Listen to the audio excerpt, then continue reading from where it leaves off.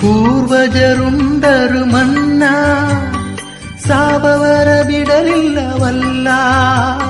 ಪೂರ್ವಜರುಂಡರು ಮನ್ನ ಸಾವವರ ಬಿಡಲಿಲ್ಲವಲ್ಲ.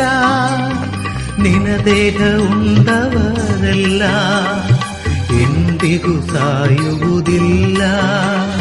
ಪರಮಪ್ರಸಾದವೇ ನೀನು ಇಂದಿಗೂ ಬದುಕಿರುವೆಯಲ್ಲ. ಆರಾಧನೆ ತಂದೆಯೇ, ಆರಾಧನೆ